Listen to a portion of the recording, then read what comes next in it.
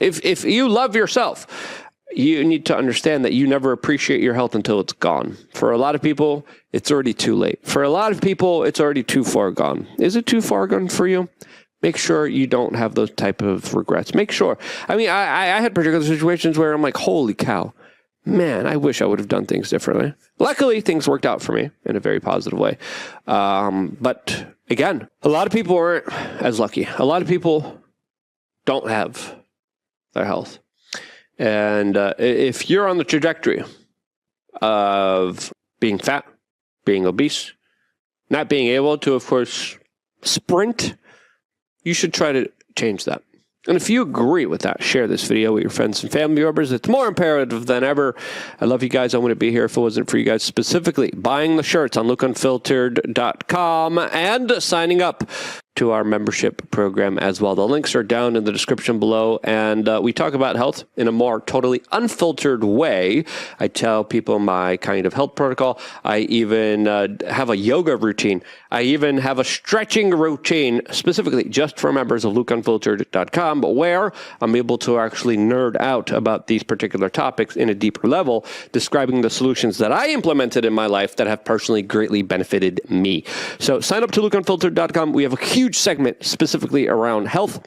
And if you want to jumpstart your health process, check out lookunfiltered.com. Sign up right now, and I will see you there afterwards with a special broadcast. So many special broadcasts, totally unfiltered, specifically around health, just for you. And I will see you there. If it wasn't for you guys doing that, I wouldn't be here. And this is why I love you guys. Stay tuned for more here on youtube.com/wearechange. Everyone's sprinting over to see Luke. All right, so I agree that physical health is important. Mental health is also important. And reproduction is important for the human species. If you want to know more about the reproductive downward trend, where we're going to underpopulate the planet, and you want to know the technical information, I think the technical information is like the first 5 minutes of the movie Idiocracy. It shows you how, why, and where it's going. It's not a pleasant thing, but you've got people that have been talking about overpopulation and trying to depopulate the planet, running the planet for about 150 years. So you're going to get something like this where you have population collapse, and it's not going to be done on their terms, because we're going to change it because we know about these things ahead of time. And as far as Elon and Donald Trump and RFK Jr. promising to like fix stuff as soon as they get in there, yeah, I hope they do.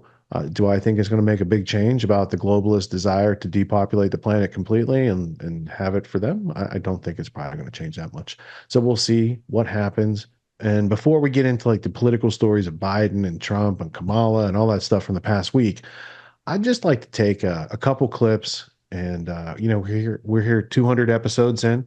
We never thought that this show needed to go 200 episodes, because surely people would just figure out there's a cunning ruse, an attempt to trick people out of their freedom, and it's going on around the world. And we thought maybe that would end after a couple years of COVID, but people are still waking up, but red-pilled slowly but surely every day, and it's a one-way valve. So if we keep red-pilling people and bringing healthy, nutritious information to their observation deck where they can choose, and you're going to choose the higher quality information over the lower quality information as you go through.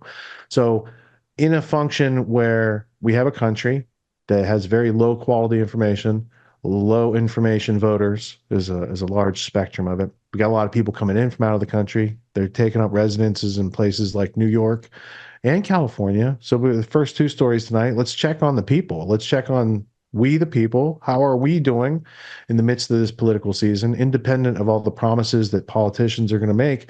How's it going for, let's say New York City, which used to be a gem of American culture and a place that you could aspire to go to and have cool experiences.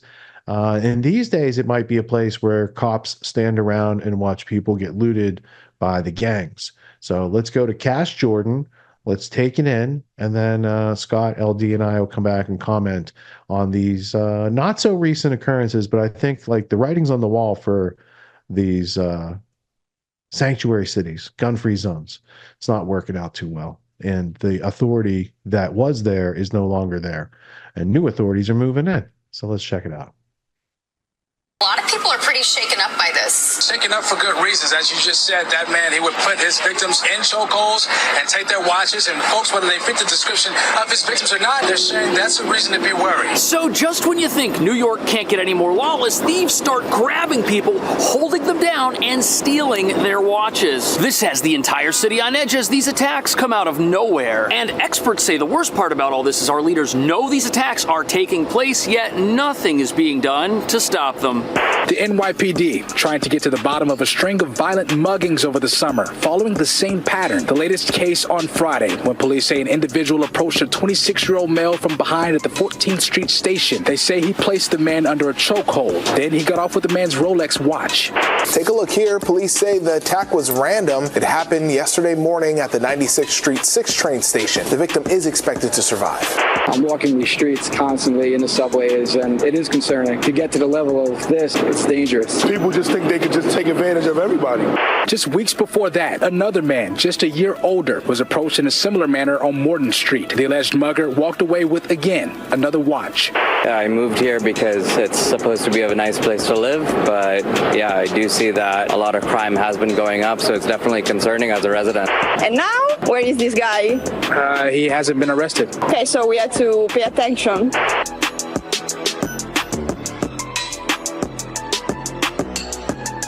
So the recent rise in luxury watch thefts are part of a pattern. But what nobody's talking about is that this is just the latest evolution in a trend of crimes that used to be foreign to our streets but are now the new normal. Like the rise in moped-related purse snatchings or the robberies targeting rich New Yorkers at expensive restaurants. Then there's our new crime wave targeting tourists in Central Park. And now just walking down the street with a flashy object on your wrist is a bad idea. And observers say this is exactly what people should expect when a city that has thousands of laws decides to enforce 0 of them. Because even though many things in New York are illegal, with harsh penalties awaiting future convicts, we don't have future convicts because when people get caught with weapons or stealing, the charges get dropped or downgraded to the point where nobody's done anything wrong. Which brings us to the real reason why we've now all got to watch our backs and look over our shoulders for those who would sneak up on us and do us harm. We've basically decriminalized crime by making most thievery just a ticketable misdemeanor that won't send anyone to jail. And that's allowed thugs to perfect the art of being petty criminals who steal just enough not to get locked up, helping them master the art of stealing before they go on to commit much more serious offenses that put people's lives at risk. Which, as you're about to see, is exactly what happened just a few days ago in the subway.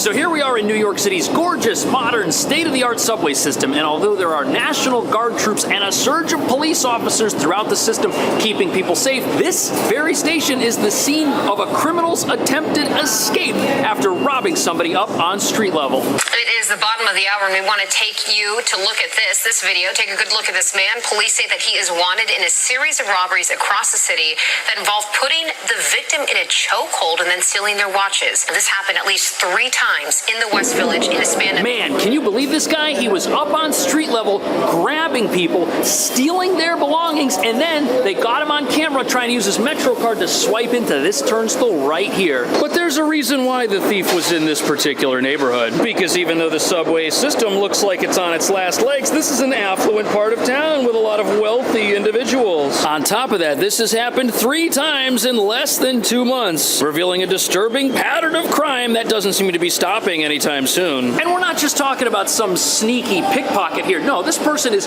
physically grabbing and restraining people as if New Yorkers didn't have enough to worry about as far as personal safety is concerned. Now we got this. Roaming psychopaths who think they're UFC fighters. That is a new low for this city. That being said, this type of crime mirrors other patterns of emerging crime that used to be completely unknown on our streets and in our subways, revealing that New York City is changing in ways everybody hoped would never happen. The NYPD trying to get to the bottom of a string of violent muggings over the summer. I'm walking these streets constantly in the subways, and it is concerning.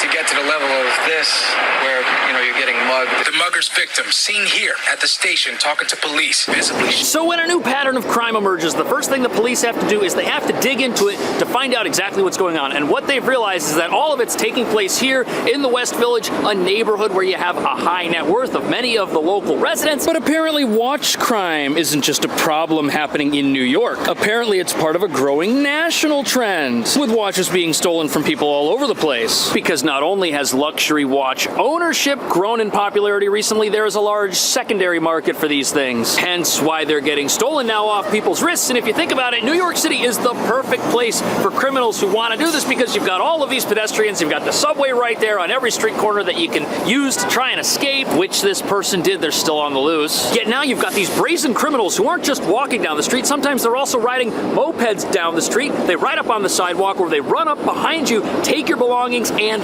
flee. This is something that most people here are totally unprepared for, and they shouldn't have to be prepared for it. We should have enough police to stop these bad guys and put them in jail, but that's not what our laws allow us to do. These people are getting released. Charges are getting dropped when it's time to prosecute these people, and when you realize that an expensive luxury watch can cost more than a car and it fits in your pocket, we shouldn't be surprised that our emboldened criminal population is now going after these things more and more often, in a manner that seems to just get progressively more ruthless. People just think they could just take advantage of everybody. Just weeks before that, back in mid-July, another man, just a year older, 27, was approached in a similar manner on Morton Street.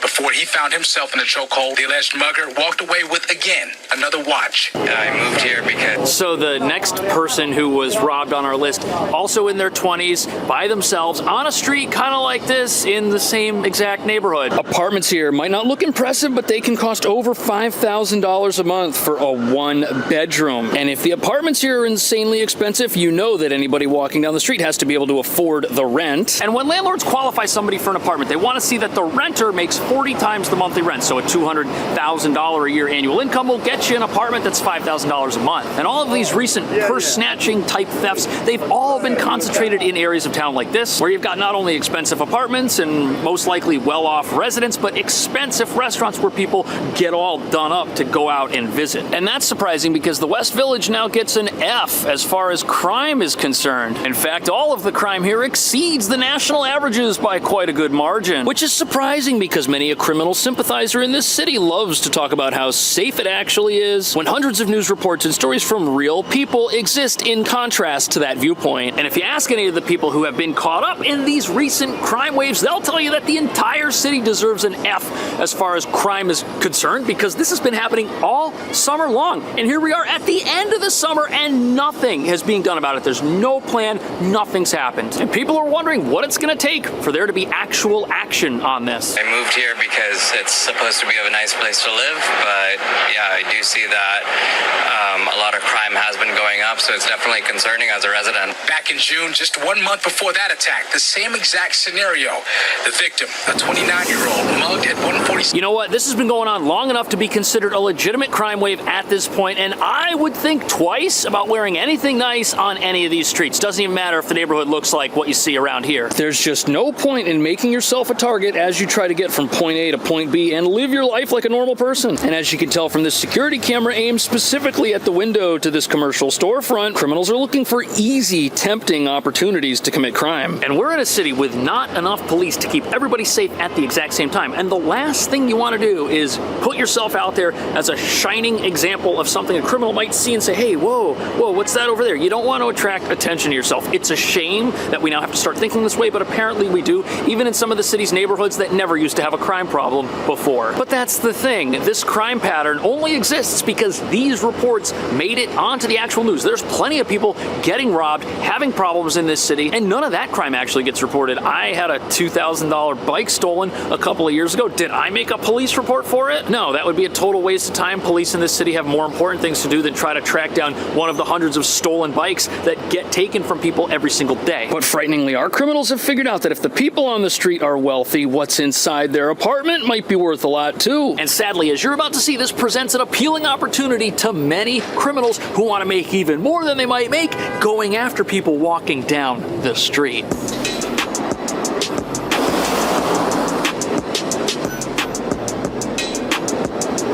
So it's it's not just that New Yorkers are in danger as they walk down the sidewalk. Now they're also in danger when they're in their own homes or apartments, because that's where some criminals have learned they can get even more than just whatever's on you physically as you walk down the street. Video from NYPD drones. It was used to help capture the suspects in a terrifying home invasion this last weekend. All right, a family in Queens say they were held hostage in the middle of the night during that invasion. Residential neighborhoods in Northeast Queens were on edge after a terrifying home invasion in Douglaston early Saturday morning. So the frightening takeaway from this is that if we are defenseless when we're on the street, our homes, which are also on the street, are equally, if not more, defenseless than we are, because we're not even always there to prevent some sort of home invasion. And even though a lot of these places might have security cameras, all that does is, in hindsight, show the police that a masked bandit, who they can't determine the identity of, stole something. That's it. And as a real estate agent, I've heard stories from people whose apartments were burglarized because their fire escape was unguarded. Criminals will scale these things and try to open the windows of various apartments that are accessible, which is why you should do what this person does and get window guards. And sadly, this is just another type of crime which doesn't always get reported to the police. Now, luckily, the family in our story here was alert at the time that this happened, and they were able to escape and get help from police, who then used a drone to track the criminals as they were escaping from the scene of the crime, hunt them down, and make an arrest. Yet sadly, for many of the people living in apartments like this that are relatively low security in high density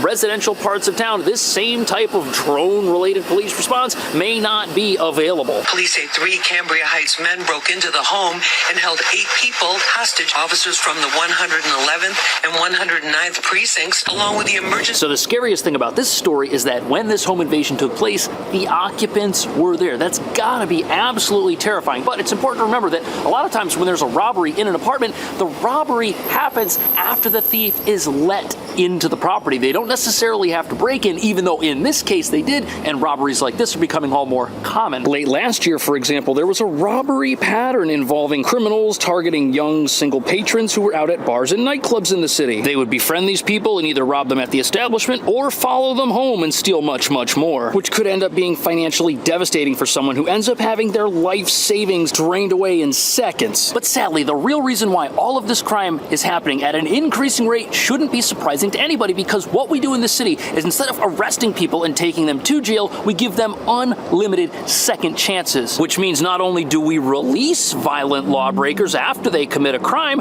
those same people aren't really learning any lessons because they keep offending over and over again. And whether it's robberies happening to people walking down the street, home invasion type robberies, purse style snatch and grabs, this is all happening because people who offend over and over again are never held accountable for doing that. This person right here has 10 prior arrests for assaulting people, by the way. What do you think their interaction with law enforcement or somebody who makes them upset or looks like a target to them is going to be when arrest number 11 happens? This person is totally emboldened because they are never held to account, revealing that one of the problems New York City has is that it has done so much criminal justice reform to protect the innocent from wrongful conviction that we don't actually have convictions anymore. Nobody gets punished for anything, just on the off chance that they might be innocent. And although the benefit of that is we now have some of the lowest wrongful conviction rates we've had in a long time, we also have some of the lowest conviction rates we've ever had in a long time. And that's not reform. That's still a broken system that still needs reform. It's just wrong in the opposite direction. Commissioner Daughtry says the drone video allowed them to track the escaping suspects' movements in real time. The 3 men arrested in this home invasion are now facing charges of kidnapping, robbery, burglary, and other felonies. So these criminals who've been arrested here, they're facing a lot of time if they're actually prosecuted and convicted. But as we know, the chances of that happening are very slim, because there's not only a strong likelihood that some of the charges against them will end up being dropped, others will end up being downgraded to less serious offenses, and our system will find some way to miscarry justice and make sure that these people aren't actually remorseful for what they've done because there was no actual punishment. And even if the prosecution wins their case, it's still up to a judge in New New York to hand down a sentence upon this person, and not only are judges barred from considering a person's past criminal history when they make new sentences, there's also a very strong likelihood that whatever judge it is will see these criminals as victims of a society that was unfair to them in some way and decide to go easy on them. That happens all the time here. But it gets even worse because we keep hearing from criminal sympathizers that New York is the safest it's ever been. Yet at the exact same time, they're saying that while we've got violent offenders with multiple prior arrests just wandering our streets. And the interesting thing about that, and the way that it relates to restaurant crime and sidewalk crime and purse snatchings, is that if we have criminals who do those things, but then when it comes time to charge them, those charges get dropped, we might have a lot of arrests for a certain type of crime, but that type of crime never actually occurred in the eyes of our justice system because the charges were dropped or downgraded, or the person pled guilty to something else. But the other aspect of this that's absolutely frightening is how much more dangerous of an environment this creates for police in the city. Because if you can arrest somebody 10 times and nothing happens to them, they might become combative, and at a minimum, they'll understand that this arrest is probably going to play out like their other arrests. There won't be any consequences at the other end of it, which means they're not afraid of the police. And if people don't have a fear and healthy respect of the police, that just puts the law-abiding in danger, which is what we're witnessing with these chokehold robberies where people are losing watches and these restaurant-related attacks, which can only happen if our justice system views all of these bad people as people who aren't actually bad and who are really just great people who've temporarily fallen off the golden path in life, lost their way, oh, they need a little help to get back on, and then they'll be straight A students. Is that what's happening here? Are we feeling so sorry for our criminals in this city that we don't see them as criminals anymore, which is why they get away with committing so much crime? What would you do to stop crime in New York? Should you wear a watch if you're on the street in the city by yourself at night? I don't think so. The news is telling us not to. Let me know what you think. I'll see you in the next video. A lot of people are. Well, I mean, part of what's going on there in New York is not arresting criminals. Scott, you live in Tennessee. Do they arrest criminals? Can you walk around with a nice watch and not get ripped off? I lived in New York for 5 years. I had lots of friends. We went to nice restaurants. We dressed nice. None of us got mugged. None of us got robbed. And none of that stuff that you see in these videos in the past 6 months from New York City. Like, that didn't happen back then. Things have changed. Have they changed where you live as well? I mean, I feel pretty safe. I've never had any incidents, any issues here in Tennessee. You know what I mean? I feel perfectly safe. In fact, it's really funny because, like, on the news a while back, like, I remember seeing the local news, like one of the headline news stories was homeless camp found in West Nashville. It's like this breaking news story when they find like a homeless camp. It's like where I'm from in Oregon, it's like the entire state is a homeless camp. Like, you know what I mean? It's like such a weird shift. But, you know, also just to speak on that, like coming from Oregon, it's the same situation like in Portland, like the where, you know, they stopped enforcing crime. You know, this is around 2020, the whole Black Lives Matter thing. They stopped enforcing crime, and it got to the point where Walmart packed up all their stores and left because of the theft, right? And I have a very interesting take on that. I don't know if I've shared this. We might have discussed this on the show before, but it's worth bringing up again in the context of this, because it's like when these when Walmart leaves because of all the theft, because they're not prosecuting, there's no deterrent to the crime at all. You know, that says a lot about the amount of theft that's happening. And I can tell you that all that theft is a result of like drugs, people that are addicted to drugs, people that are like in that lifestyle, like in the criminal lifestyle. So when you're removing the Walmarts, then all of a sudden you're removing these people's source of getting money for their drugs, right? So then they're going to turn to person-to-person crimes. They're going to turn to home invasions, you know, robberies, that sort of thing, carjackings. And so honestly, in a weird way, the city, in order to protect the population, would almost be better off like subsidizing Walmart to keep them there so that people can steal in order to prevent the citizens from being robbed or hurt or houses broken into. It's like, that's the weird mentality of like the Oregon scene, where they don't enforce, or they can just enforce the crime and make it deterrent and just clean up the streets and lock people up. Like, I'm a big fan of that. I'm honestly a big fan of that, because that's what got me out of that lifestyle. I had to be locked up to pull my head out of my ass. And so it worked for me. So I don't know. Although I will say, because I've been on the inside and I've seen that side of it, that there's a lot of things that need to change about that whole system. You know what I'm saying? But that's what it took for me. So there you go. I think every town should have a Costco, and somebody should say, "Welcome to Costco. I love you." I think that would fix the problem. Maybe. I think it's all in Idiocracy. Mike Judge is a genius. He put it all in there. If you haven't seen Idiocracy, No. you're probably better off watching that than watching this show tonight, because the news that I have tonight is just like you have to see Idiocracy to get the meme of what's going on today. We got some stories about Trump. We got some stories about Kamala. We got some stories about Biden that we have to get into. But first, we got to keep checking in on America, because we just found out that New York's getting fucked at the drive-thru, right? That's a thing. So California, other coast, do you think they're doing better? We're about to go to a Patrick Bet David clip, but I want to ask first Lawrence, because he used to live in California, and LD lives in a place now where he doesn't have to worry about muggings and stuff like that. But once upon a time, you were in California, LD. What was the crime rate like there? Did you feel as a man that you couldn't go out and, have a watch or something like that because you're going to get mugged? What was going on? No, and perhaps I was blissfully naive. I did spend some time as a Uber and Lyft driver and delivering Amazon packages for a couple of years, all up and down the, let's say Lancaster to San Diego area in Southern California.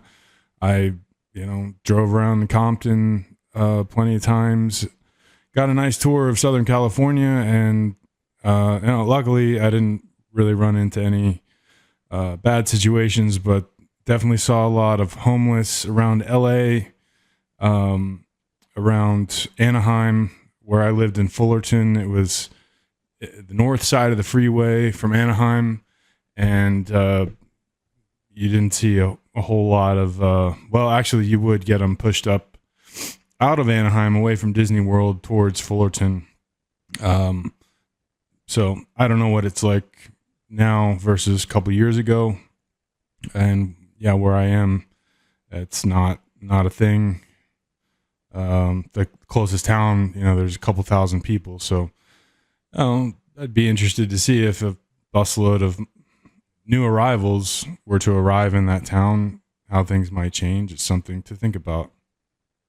Plus, you're a very formidable dude. Also, like, yeah, that have helps. To be idiots to be messing with you, dude.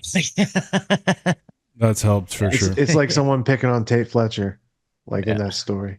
But they do sometimes pick on the Tates. All right, so in this story, we're going to now get into insurance. Now, not everyone here is a homeowner, but you can appreciate that if you're in a state where 30,000 people who have been paying their bills now got their homeowners canceled, and they can't find coverage, and they're gonna, like, people are scrambling, and I'm thinking this is a canary in the coal mine type of situation. You can see what's going on in New York. They're no longer, crime is no longer relegated to the outskirts and the fringe as it used to be. Maybe rightfully so. There's a Wild Westy type area, keep it there. But now you've got rich people in the middle of town who are trying to go out and spend their money, and they're going to have to deal with this now because it affects them directly. Right. So as before, they could kind of be like, well, that's not our part of town. Now they're getting mugged coming out of their favorite shops and stuff like that. That's not good for the ruling class of New York. It means they're losing control, which means these gangs that are moving in might be taking some control. You see how many nice skyscrapers they just built in New York City? Like, that could be Venezuelan gangs, because we'll get to the U.S. Army memo that I'm foreshadowing here. But these types of things are going on. In the VIP4 conference that we had this past weekend, Pete Quinones says, he lives in Alabama now. So he lives in a rural town where people know each other for a long time. And he said, even in their town, they had a meeting about what happens if a bus unloads 250 migrants from a hostile country and they start jacking our properties. Right. So there are people around the country that see what's going on in Aurora, Colorado, and in New York and California. And they're starting to plan for what if it comes here? So people in the Grand Theft World audience, we are never the last to know on any of these types of things. So these are kind of emerging topics. The absence. I mean, we had a couple of years ago, they called for to end the police, right? Those type of movements led to the decriminalization of a whole bunch of things that used to be like felonies and people would go to jail for. And now they just go in and there's no bail and they just go right back out and they commit more crimes. I mean, there was one story I watched with these guys were on a ride around in LA, and there was someone who stacked up an amazing amount of crimes, because they figured out they could just get released and everybody's just going out the back door. So they go commit another crime and racking up hundreds of felonies and stuff like that, but not going to jail. So anyway, those types of things are not the sign of a healthy society. that has a healthy immune system. So as we take care of our physical health and our mental health, we also have to take care of our country's health. And our body has a border. It's called our skin. It's our dermis, epidermis, all that good stuff. That's our border. If your border gets breached, you start getting bacteria and fungus and all sorts of nasty stuff in there, gangrene, and then you have to amputate. We don't want to have to do that as a country. We want to have a border that has a process, proper in, proper out, and things could work well. I don't have anything against immigrants, because a lot of people who I know, their families came here as immigrants over the past many, many, many, many years in this country. That's what it was all about. Nobody was really from here. We were all immigrants at one point, for 99% of us. So in the case where there were rules in place, and then some people who are, espousing globalism and want to deteriorate the border or immune system of this country, they say, well, let's just flood it with people from not in this country. And are we going to bring the best people seeking opportunity to help uplift the country? No, we're going to open the border and make sure that a bunch of people who are indigent, ne'er-do-wells, may be released from prison in other countries, encouraged to come here and maybe set up shop, because America might be soft right now. And if you're coming from a country which, has a tyrannical government and despotic government, and you've been living the gang lifestyle your whole life, like, this would not be a place that is challenging, right? It's like Sylvester Stallone in that movie, the series Tulsa Kings, where he's a former mobster and he gets out and he's like, what? No one's taken over this town yet? I'll just take it over then, right? There's people out there seizing opportunity that are not working within a moral and ethical boundary, right? A framework of objective moralism doesn't even ring on their radar. It's survival of the fittest. It's might makes right. It's the, strength of one conquers the other in the jungle. And those are the lower forms of civilization, because that's like getting back to the law of the jungle, which is predator prey, right? We in our, democratic constitutional republic here of America, we like to produce without plundering other people's production. But in this case, you got a bunch of people who just come in and say, no, we'll just plunder your production. And that could be a thing that continues to erupt. So in the midst of those problems, you've also got these corporate problems where a lot of big corporations are leaving states like California. So this next story we're going to comes from PBD, Patrick Bet-David, Valuetainment. And I didn't think I was going to be too interested in the topic. I was just doing I'm a responsible adult, I should know about this stuff. But when I heard the plight of the people that are going on out there, it could happen to any of us in any state. These companies could just decide, we're losing money and we're going to, leave. And then no one has coverage. And if you don't have a coverage, you can't have a mortgage. And so you lose your house and your family is homeless. So all these types of things are precipitating to our fellow citizens. And I would argue that these are signs of an unhealthy nation. And I'm looking for people with plans of action. I mean, there's probably some entrepreneurs who see opportunity, but who wants to set up shop to help those poor people in California when that place is being corrupted and wrecked on purpose? So these are very interesting times we live in this country. And so let's go to Patrick Bet-David, and then we're going to go to a quick James O'Keefe clip that kind of fits in with this same idea of the state of our nation, if you will. California, auto insurance costs set to rise by 54%. News report says this is ABC. Rob, do you have a video on this, or it's like a 23-second video? I do. I have the newscast where ABC reports on the jump. Let's do this. Let's go to beautiful Ty. Go and play this clip. By the end of the year, the typical auto insurance policy in California is set to rise by 54%. That's according to a new report by Insurify, compared to 2023 as well. Right now, California's average annual premium is around $1,700, but it's projected to rise to $2,600. The jump due to increasing claims, storm damages, and costly repairs. By the way, is it Insurify or Insurify? Insurify. Why did he say Insurify? Because he's reading a teleprompter with a bad tie. That was that was a Ron Burgundy moment. That's a Ron Burgundy moment as well. But let's kind of go through this. Forgive this man. By the end of the year, typical auto insurance is going to go up 54%. And by the way, you may ask and say, but that's everywhere. That's everywhere. Look at this right there. Let's break that down. According to a new report published by Insurance Tracker, the cost of full coverage across the U.S. is set to increase 28% during that time period. But some states, including in California are seeing a year-over-year rate hikes of more than 50%. June of 2023, full coverage was $1,666. A month ago or 2 months ago was $2,417. By the end of the year, it's expected in California to be $2,681 in the state of California auto insurance. And meanwhile, folks, insurance carriers are leaving the state. They're flat out sitting there and saying, there is no money to be made in this state. I'm out. Mm-hmm. It doesn't even make sense for us. Geico shut down their 38 office. They're like, we're done. We're out of here. More and more carriers are leaving because the state of California, Tom, are you following how the Department of Insurance is putting in I don't know if you're following the FAIR Act. Are you yeah, I know fully what you're worded in FAIR Act? Go ahead. Give us a little breakdown of it. So, the California DOI is basically putting in price controls. Tom. هو أسرع همزوم أبا مية للا كم دي خدمة شيء تلامة قناش Go ahead. Go. Not a man or woman alive doesn't enjoy a delightful coffee. Right. No, what the California Insurance Commissioner, the DOI, there is trying to do is basically price controls, because the insurance carriers are bringing forth fact-based analysis that said the risk of theft in California is higher, so that's loss. Yep. But inflation has decimated the labor rate, which has gone up 33%, and parts are up 30%. So, Vinny, that means if your car crashes and I'm your insurance guy, I'll say, hey, pay your $500 deductible, and then I have to pay the rest to the shop, right?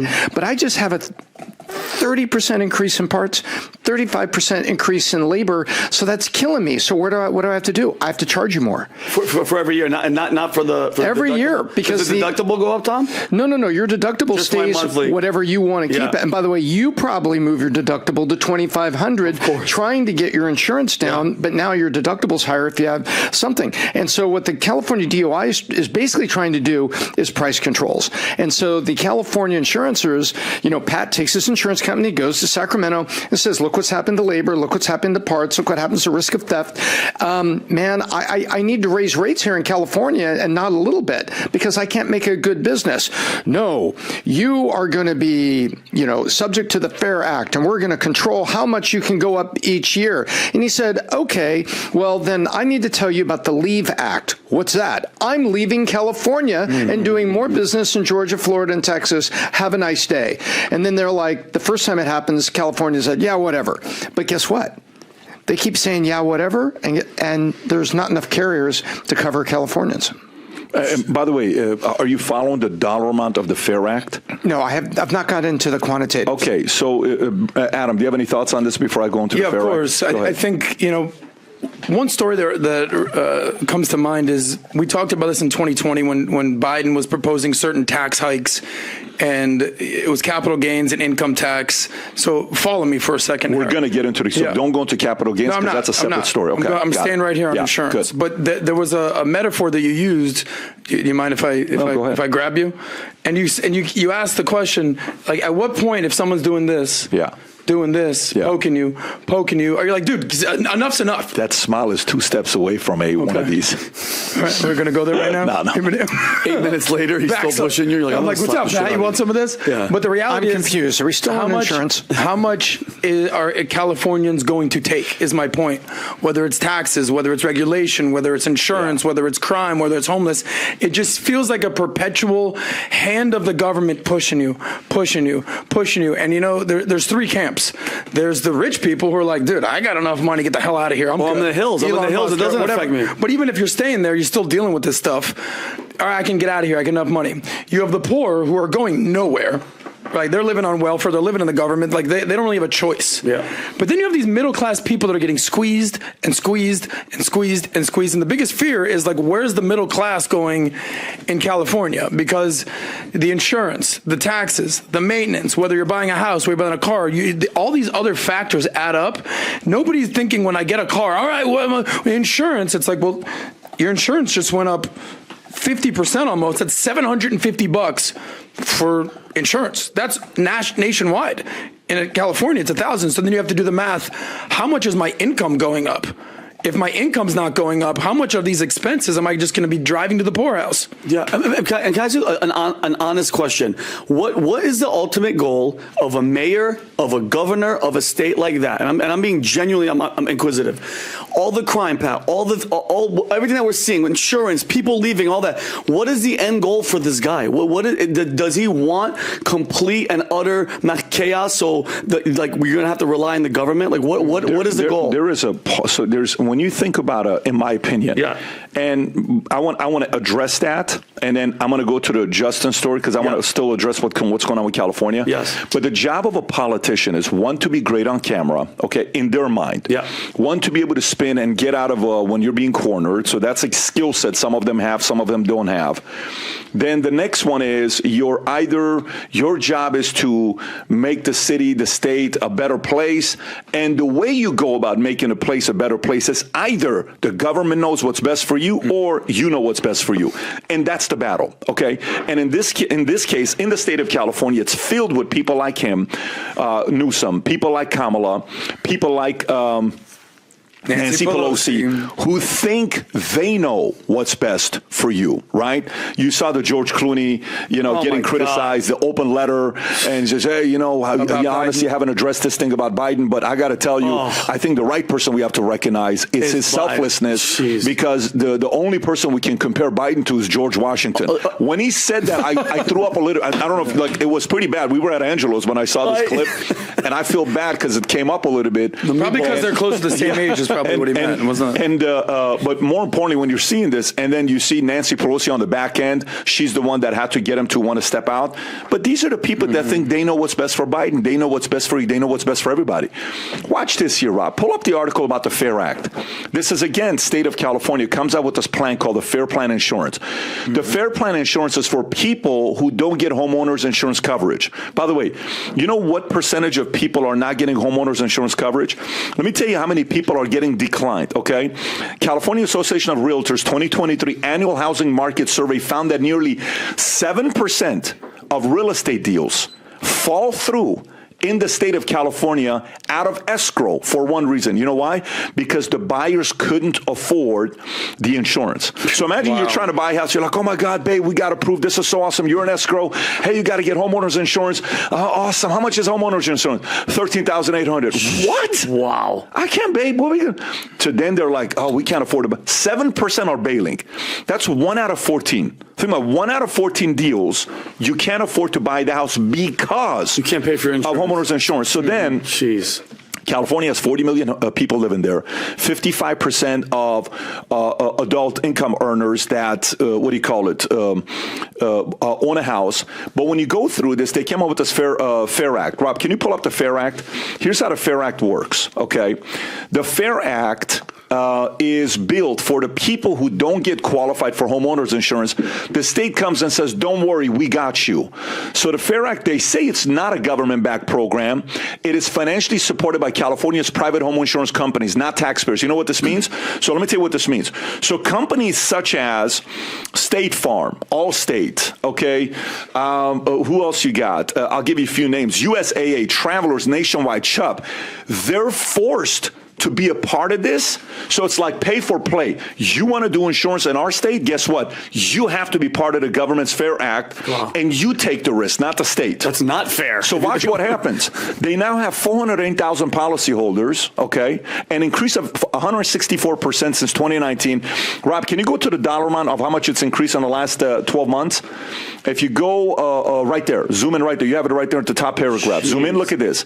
As of June 2024, it is now $392 billion in dwelling coverage exposures, up from $284 billion just a year ago. By the way, that liability, you know who it's on? Who's that liability on? On USAA, on Farmers, on Travelers, on Nationwide, on Chubb, on Allstate and State Farm. Let me ask you a question. Who do they owe an answer to? These companies, who do they owe an answer to? To California, to their shareholders, to their employees, to their investors? Who do they owe, who are they being held accountable to? Their shareholders and investors, number one, by definition. So the shareholder and investor looks at the chart and they go like this. Hey, can I ask you a question? Yeah. Why the hell are we agreeing to this? Well, the alternative is California won't let us do business there. They're forcing us to be a part. But you want me to lose this much money and this much liability without making any money? Yes. What do you guys suggest we do? Leave the freaking biggest state in America? Yes. Yep. I never thought about it that way. Guys, guess what? Call California. We're done. We're out. Are you serious? Yes. Trust me, California will come back. Don't be surprised when these guys are going to be like, hey, California, Tom, how much longer can they go with this? This is one state, by the way. Yeah, this is one state. And by the way, this goes on the heels of, Rob, look up CARP, C-A-A-R-P, California Assign Risk Plan. This is for the motorists, Pat, who have 2 DUIs but still have to drive to work, and now they get their license back. And it's the same thing. Drivers that can't get insurance, they force the insurance companies to be part of it. So again, by the way, do you know what State Farm did just 2 months ago on July 3rd? Do you know what State Farm on July 3rd? Are you following this number here? Watch this. State Farm announced they are not renewing 30,000 homeowners insurance policies. Let me say that one more time. Yep. State Farm is one insurance company of many. In the state of California, they said, imagine you own a house. You get a letter from State Farm that tells you, hey, Vinny, sorry, we're no longer covering your home anymore. So at that point, what, I have to find another insurance? Go find another one. Jeez. Yeah, they do that 30,000 times. It happened to me when I bought the boat. Chubb dropped my boat insurance policy. But do you know why? Why? Because they saw a video of me being the captain of the boat on social when one of the Sam or Mario or somebody posted it. I got a picture with a link to the video saying, you're the captain, we officially drop your insurance. They didn't drop it because of the state. They dropped it because they said, you're not the captain. You don't know how to go out and be the captain of a 48-foot. These guys are sending it because California is forcing them to send this. So how much longer is this going to last for the state of California? I don't know, but I think California policies are hurting middle Americans. Their policies are destroying business owners. They're thinking the margins of what it is to be. It's just the same thing as what Kamala Harris is trying to do with the food price gouging, right? Yep. We were talking about this last week. When you think about like Publix here, or Albertsons, or Vaughn's, give me the names. Kroger's, Ralph's. What other names are there, Rob? Adam, I know you don't know. Publix, Winn-Dixie, Trader Joe's, Trader Joe's. Albertsons. Well, Albertson and Kroger is the one they're trying to merge, and the Federal Trade Commission is saying no, right? By the way, do you know what the margins are for supermarkets? Like if a supermarket does $10 million a year, what do you think their profit margin is? It was 10%. How much? 2%. Are you ready for this, Rob? Just actually Google this. I want you to Google this. Can I guess, Pat, too? Supermarket profit margins. You said what? You 2%. Said it's 1.6%. Wow. You're right there. Okay, right there. Look at this. The range of 1 to 3. It's 1.6%. So you know how much money they make? Very low. Do you know how much money they make on $10 million? A supermarket sells $10 million of stuff. You know how much they make? Net profits? $160,000. Oh my! Yeah. Who the hell wants to be in that business? And Kamala Harris wants to say, we're going to put some restrictions on. Dude, the shit doesn't work. Get the hell out of the way. What are you doing? This is their problem. They think they can fix everything with more regulation. Today on CNBC this morning, I'm watching these guys that are building homes, like home builders.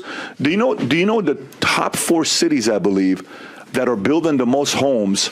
I want to say 4 out of 7 were all in the state of Texas. You know why? Because Texas gives the fastest zoning permits. So they move the fastest. And inspections. We're in Oakland Park. We've been trying to put a gate up here for 3 years. Since I've been here. Rob, how long have we been trying to put this gate up? Since we moved in before that. For 3 years, Oakland Park still hasn't given us a permit. Who the hell wants to do business in Oakland Park? Yeah. Nobody. If your zoning permits are so slow, it's a freaking gate. Yeah. But in Austin, Dallas, Houston, go. California, well, let me think about it. What about this and what about that? Dude, I'm out. I don't want to deal here anymore. You force good people that are business owners out. That's all these people are doing when it comes down to right there, the top 4 cities building the most homes in California. Houston, Dallas, Atlanta's one. I think Austin was another one. And there's one other city in Texas. Phoenix. Keep going down. So that's the 4. San Antonio. Austin, Nashville, boom. Yeah, Austin. So 4 out of 7 is Texas. Dude, I mean, why are they doing this? Because they're just giving permits like this. They're giving permits. So builders are like, let's go there. We can build it up. And the lady says back town 40 years ago, they used to say, when you asked the builder to build a house, you could expect to have your house within 6 to 8 weeks, they were saying. That was kind of weird. Small houses, not big houses. So the thing was fast. Says now you're waiting 6 to 12 months. Who the hell wants to wait that long? So this is all because of regulators getting in the way and slowing shit down. And there's a common thread between entrepreneurs in general. The uniform general feeling and sentiment is like, get out of my way. Let me go create. Let me go do something. And then when you run into red tape and you run into bureaucracy, even Bill Maher on his show is like, I'm trying to build a shed outside. It's taken me 5 years. Yet he doesn't get to the next step where it's like, yeah, because you're in California. Yeah. And it would seem to me, Pat, you would know better than me, California just has one simple problem, and that's a math problem. They just think that the government is going to fix all. Let's just raise the minimum wage. Yeah. The one Congresswoman, Barbara Lee, I believe, she's like, I think we should increase the minimum wage from the fight from 15 to the fight to 50. Jeez. Like she said this, she proposed this. That's $100,000 a year as a minimum wage. And you know how the math just doesn't work, ladies. Exactly. You know how the story ends. The story ends where a bunch of insurers now bail out of California, leaving fewer insurers at gunpoint that have to do the special policies. And so when they go to the insurance commissioner and saying, look, I know you're trying to put us in the FAIR plan. There's only 4 of us left. And I need a price increase. And you know what the state will say then? They'll say yes, because they can't lose the last 4 that are the last 4 insurers actually standing to do it. So they'll lose those. Guess what? Leaked U.S. Army CUI documents reveal warning of criminal Venezuelan organization Tren de Aragua expanding threat across New York City. The document states that Tren de Aragua has established a presence in Brooklyn, Bronx, and Williamsburg, New York. Approximately 400 TDA members live in those cities. Tren de Aragua, known as TDA, criminal organization members in Denver have been given a green light to fire on or attack law enforcement in Denver, Colorado. HSI New York reportedly received a similar report.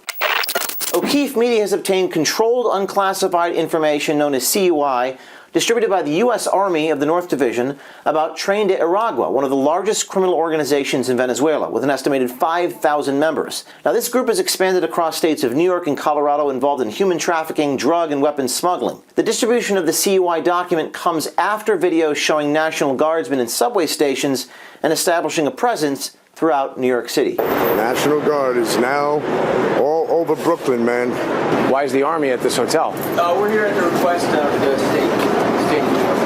It has been confirmed through the documents provided to us that Tren de Aragua, the criminal organization, has active members in Denver and have been given a green light to fire on or attack law enforcement in Denver, Colorado. HSI New York has received similar reports. The Denver news comes on the heels of videos of Venezuelan gang members rushing into apartment complexes in Aurora, Colorado in August of this year.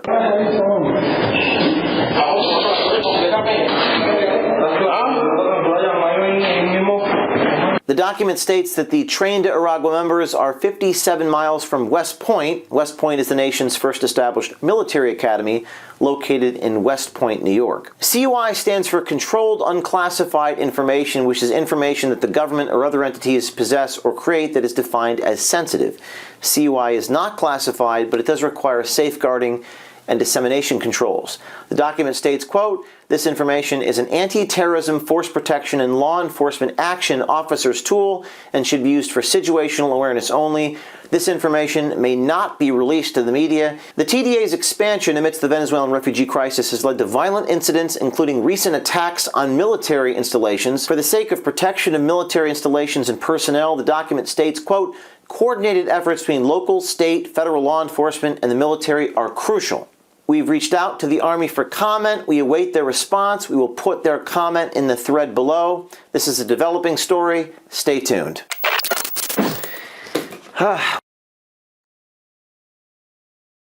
LD, these tweets you dropped in the production chat about Venezuelan gangs taking over the Aurora apartments. What do you got here?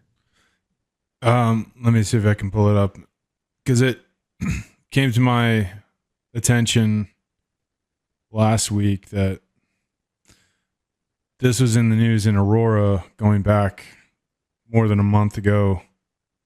The complex in Aurora. So we can look up the Zev Baumgarten, the property manager of CBZ Management. I'll try to bring up his LinkedIn. Can't see much of it, but he's part of, if it's the same guy, Shabbat Lubavitch of the Hamptons. And this is an article from the 30th of August that so he was in. He had a court date. I think he missed it. And now the resolution is being bumped back till February. So it's possible that the part of the story was him ginning it up as a PR thing to deflect from being a slumlord. But it seems pretty clear that there's an issue there with the gang. And I just thought the connection between a bunch of Venezuelans in Brooklyn was interesting, given the Shabbat Lubavitch connection. Yeah. I mean, that is an interesting connection, and I hadn't caught that. I just popped those two articles open. I have them over here. And yeah, so they shut him down for like code violations, like just like the whole place was just like, not even livable. And so, and he was being like charged and was expected to be in court over this. And he's like, hey, Venezuelan guys, come on in. Like, let's change the narrative a little bit. Zev Baumgarten. So is this the Shabbat dude? Yes. Connection? Yeah. Interesting. Do you think there's tunnels under there? The Venezuelans are taking over the tunnels? Well, I don't know. That's maybe some deep underground military bases underneath there, maybe. That would be dumb to have deep underground military bases over there. There's a lot in that area. Though. Yeah, exactly. There is under that airport out there, I heard. Mm-hmm. And there were those DARPA connections to the Aurora shooting, right? Because we know Aurora because there was not a school shooting, but it was a theater shooting, had to do with a Batman movie or something back in the day. And that kid who did it had some DARPA connections, and he might have been experimented on like a Ted Kaczynski of modern days, So yeah, more to be learned, and we'll get to the Georgia story and the Nashville story, because that manifesto, 90 pages, is quite illustrative of a lot of things wrong in this country, and the fact that they censored it for so long and didn't want people to protect their children when their children were definitely at risk. And the other part that I found that was incendiary was that the medical establishment knew about that person's plans to go kill those people. So I thought that there were rules in place that you would warn potential victims and prevent such things from happening. But I guess in this day of cancel culture and wokeness, and you care more about what people think than what the right thing is to do, you're going to have situations like this. And it's for people who know and see the difference, it's our responsibility to say something about it, because otherwise the people who are being lied to, they're being lied to because they don't know they're being lied to. Once they find out they're being lied to, they'll probably seek truth. But right now they're innocent victims, and we are the ones who can see both sides of the fence, and it's our job to probably say something about it. So we are going to cover that manifesto story. Even though the internet doesn't want you to cover that story, it's probably why we have to put it into this week's time capsule, because people in the future, they need to see how they inherited a world that might be a little bent. And it's like, it didn't come from George Washington and cherry trees and all the mythology that people have been fed. It's because you were fed mythology that the world has gotten so bent. And the way we unbend it is by getting back to the truth, which is an unbendable type of thing. All right. So Venezuelans, U.S. Army documents, those sort of things, we're going to set those aside now, because we do have another piece of content that we need to take in. Now, before we move on, could I say something real quick about the insurance thing? Do. I had some thoughts on that. Sorry to interrupt the flow, but no.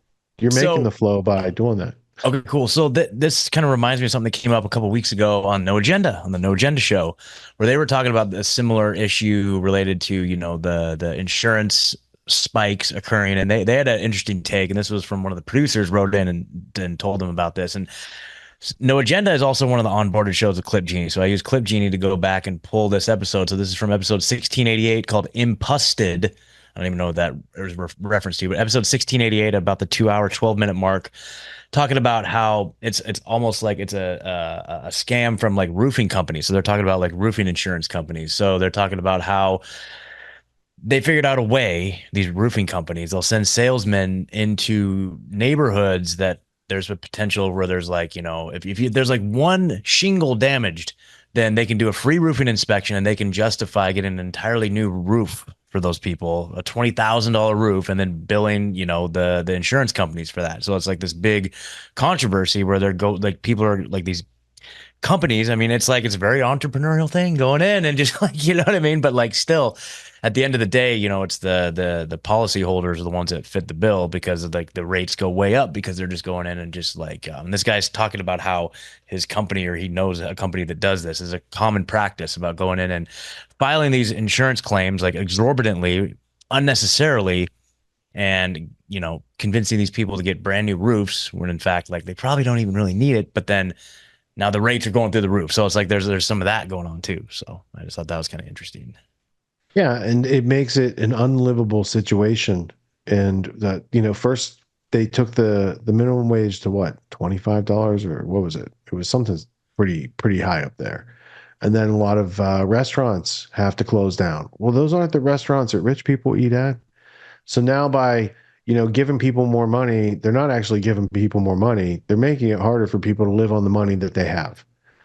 And taking it to $50 would really just clean out that state from everything except communism and straight up plunder and theft, because you can't afford to operate legally there. And therefore you would only have gangs and only the criminals would have guns. So I don't know why they're trying to create an exodus out of their state, but they're certainly being effective. Patrick Bet-David was one of the early people. He moved out of California years ago. Elon moved out of California, right? I mean, they're really not doing well for the people who live in their state. I know some people want those sort of things, but there's a lot of good people who live in California who are just getting the shaft because they live in a state that's blue. And that makes me think like maybe I need to consider such things, because do you think it's going to stop at California, these insurance type of scam? No, it's just where you live in a place that it didn't get to yet.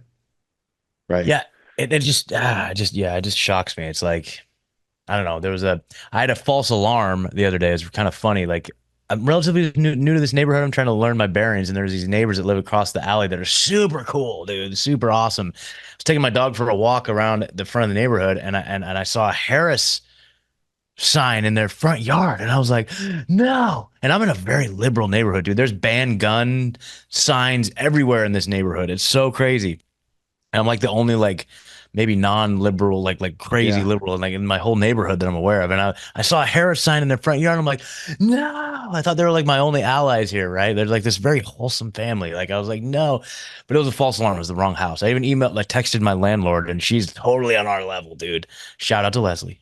She's out there watching right now, probably. But I texted her. I'm like, no, they have a Harris sign. And so she did some research. She's like, no, wrong. That's one house over, wrong people. And I was like, oh God, thank God. Like, but it's just kind of funny. It's like if you're an adult, like at this point, and you have a Harris sign in your front yard, like how, like I can excuse you if you're like 20 years old, if you're like 15 years old, but if you're like a full grown like human being that has all this life, how could you possibly arrive at that conclusion? Like, it just makes no sense. I'm just baffled. I don't understand. I literally don't understand it. I literally don't understand. They're scared of Trump. That's the only answer. That's it. Yeah, that makes sense. That's the only thing that makes sense to me. And at the Democratic convention, because we did talk about how we both watched it, right? A couple weeks ago, whatever. There was the guy, Kenneth. He used to be the head of American Express. He'd make a great president. They should run him. But they didn't. Absolutely. Yeah. I mean, there's millions of people that are more qualified than any of these people. Like, it just doesn't make any sense. Dude, put me in there. I'll do it, dude. Kenneth Chenault is his name. I just wanted to let you know that his name just arrived. It was Pony Express. Everyone's doing some kind of self-help these days, and you can find a million self-help courses out there. Most other courses out there are hosting lectures. They're hosting videos, they're maybe even doing Q&As, and these are great starting points to encourage learning. But at Autonomy, we believe that hands-on practice is the best way to really lock in what we're learning. There's no better way to gain confidence and mastery than through action. After each lecture, we practice the concepts we've learned with other students, giving and receiving feedback in a non-judgmental environment. The result is mastery of concepts like entrepreneurship, ethical sales, and self-reliance in an environment that directly translates to the real world. Plus, you make connections with other like-minded individuals who are learning right alongside you, and you have a lifetime membership in the community. The Autonomy course with Richard Grove equips you with confidence, competence, and courage in a world filled with confusion and noise. You can learn more at getautonomy.info. We'll see you there.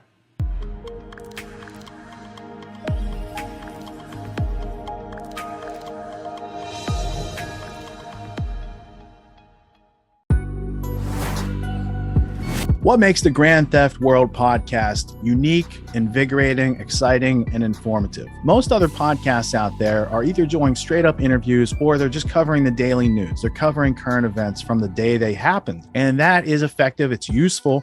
It's a great starting point. And then sometimes these current events change during the week past the first story. So we like to give it a little time. You have to wait till some of the dust settles on these stories in order to give them accurate coverage. And the other thing that's really missing in the media landscape is covering the articles that are coming out every day. That's great. That's necessary. But who's bringing in contextual history so that you can understand what has been going on for decades and decades to lead up to the machinations and actions that we see unfolding today? So what we do here on the podcast is we cover current events. Many of these things are censored, but we wait about a week. As a forensic historian, I focused mainly through my career on the history of globalism and collectivism and things that they call maybe the New World Order.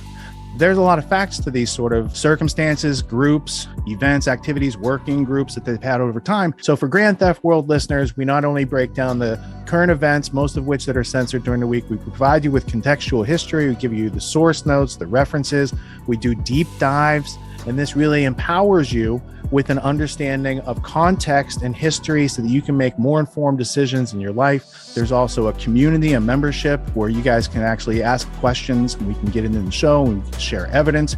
And there's a town hall weekly for Grand Theft World for those who listen to it and are interested in covering the stories that we don't get to during a 6-hour show.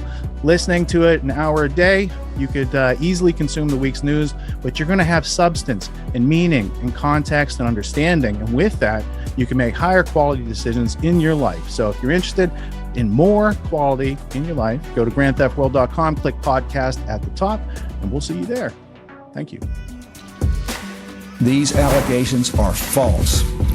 This isn't Grand Theft Auto, folks. This isn't a video game. What are the most surprising things that you discovered once you started pulling on that thread? Who he was connected to, what institutions he was influential over, what events he participated in? Come on, man.